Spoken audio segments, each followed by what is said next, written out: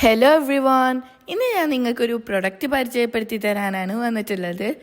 Product എന്താണെന്ന് കാണണ്ടേ? വാ നമുക്ക് അകത്ത് കയറി നോക്കാം. യെസ് ഫ്രണ്ട്സ്, ഇതാണ് ട്രൂ ഫ്രൂട്ട്. ഇത് വെച്ചിട്ട് നമ്മൾ ഇന്നൊരു റെസിപ്പി ചെയ്യാൻ വേണ്ടിയിട്ട് പോവാണ്. ഇത് കണ്ടാൽ ഐസ്ക്രീം പോലൊക്കെ ഇരിക്കും, എന്നാൽ ഇത് ഐസ്ക്രീം അല്ല, ഇത് ഓരോ ഫ്ലേവേഴ്സിന്റെ പൾപ്പാണ്.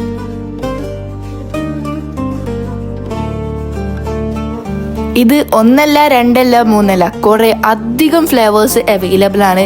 Fig, dates, strawberry, Cheeku, tender coconut, അങ്ങനെ കുറെ ഫ്ലേവേഴ്സ് അവൈലബിൾ ആണ്. ഞാൻ ഇത് നെസ്റ്റോന്നായിരുന്നു മേടിച്ചിട്ടുണ്ടായിരുന്നത്. ഇന്ന് നമ്മൾ ഒരു റെസിപ്പി ചെയ്തെടുക്കാൻ പോവാണ്. മാംഗോ ഷെയ്ക്കും അതുപോലെ ടെൻഡർ കോക്കനട്ട് പുഡിംഗ് ആണ് ചെയ്തെടുക്കുന്നത്.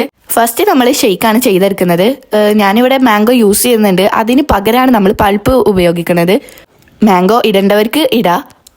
Okay, back to the topic. Mango, milk, 2-3 scoop മാംഗോയുടെ പൾപ്പ്. ഇത് ഞാൻ ഓൾറെഡി മാംഗോ യൂസ് ചെയ്യുന്നതുകൊണ്ട് പൾപ്പ് അളവ് അനുസരിച്ചിട്ടാണ് ഇടേണ്ടത്. ഇനി പറയണ്ടല്ലോ, മിക്സിയിലിട്ട് നന്നായിട്ട് അങ്ങോട്ട് അടിച്ചെടുക്കുക. ഗസ്റ്റ് ഒക്കെ വന്നാൽ നമുക്ക് നല്ലൊരു ഓപ്ഷനാണ് ഇതുപോലെ പൾപ്പൊക്കെ ഉള്ളത്. അത് ട്രൂ ഫ്രൂട്ടിൻ്റെയും കൂടി ആണെങ്കിൽ ഒന്നുകൂടി അടിപൊളിയാവും.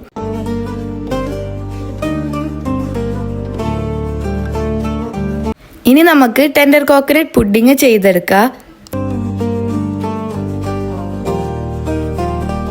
ഇതിനു വേണ്ടിയിട്ട് ഞാൻ ടെൻഡർ കോക്കനട്ട് ഒന്നും ഇടുന്നില്ല, ഇതിന് പൾപ്പന്നെയാണ് ഫുള്ളായിട്ട് ചൂസ് ചെയ്യുന്നത്.